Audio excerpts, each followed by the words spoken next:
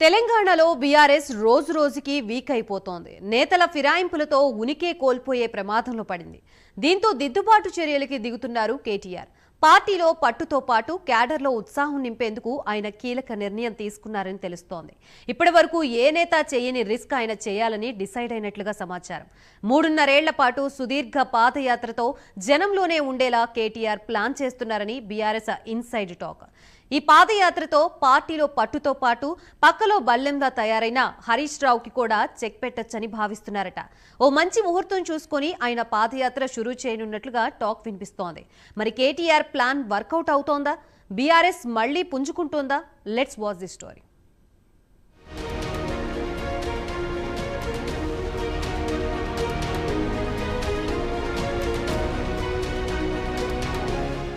తెలుగు రాష్ట్రాల చరిత్రలో ఇప్పటి వరకు వైఎస్ రాజశేఖర్ రెడ్డి, ప్రస్తుత ఏపీ సీఎం చంద్రబాబు, మంత్రి నారా లోకేష్, మాజీ CM Jagan, APCC chief Sharmila పాదయాత్రలు చేశారు. ఇందులో వైఎస్ కుటుంబీకులే 3. ఇంకొందరు రాజకీయ నాయకులు పాదయాత్రలు చేసినా వారివి స్వల్ప దూరమే. చరిత్రలో నిలిచిపోయిన పాదయాత్రలంటే మాత్రం పై 4 అయితే వారందరిని మించి పాదయాత్రకు సిద్ధమవుతున్నారు కేటీఆర్. ఇది సుదీర్ఘ పాదయాత్రగా మైలురాయిని అందుకోనున్నట్టుగా గులాబీ వర్గాల్లో గుసగుసలు వినిపిస్తున్నాయి.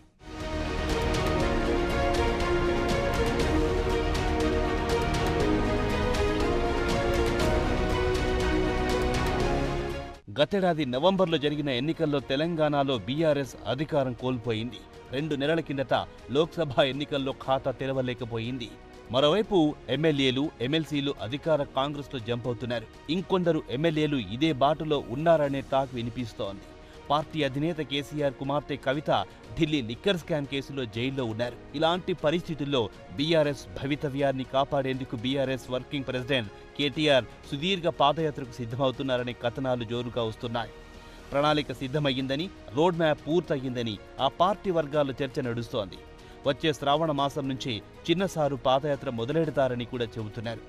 బాసరలోని సరస్వతి ఆలయం నుంచి మొదలెట్టి తెలంగాణలోని ప్రతి జిల్లా, ప్రతి మండలం, ప్రతి గ్రామం మీదుగా కేటీఆర్ పాదయాత్ర సాగుతుందంట.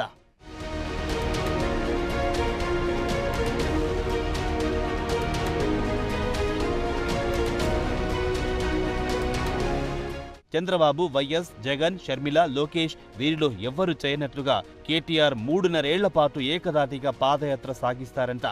బాసర నుంచి భద్రాచలంలోని రామాలయం వరకు రోడ్ మ్యాప్ సిద్ధం చేస్తున్నారంట. పాదయాత్ర మార్గంలో ప్రతి వర్గాన్ని, ప్రతి కులాన్ని కేటీఆర్ కలుస్తారని గులాబీ వర్గాల చర్చ నడుస్తోంది. ప్రభుత్వ వైఫల్యాలు, ప్రజల కష్టాలను కేటీఆర్ తెలుసుకోనున్నట్లుగా సమాచారం. 2028 ఎన్నికల నాటికి క్షేత్రస్థాయిలో బీఆర్ఎస్ను బలోపేతం చేయడంతో పాటు అధికారంలోకి తీసుకురావడమే కేటీఆర్ లక్ష్యంగా చెబుతున్నారు.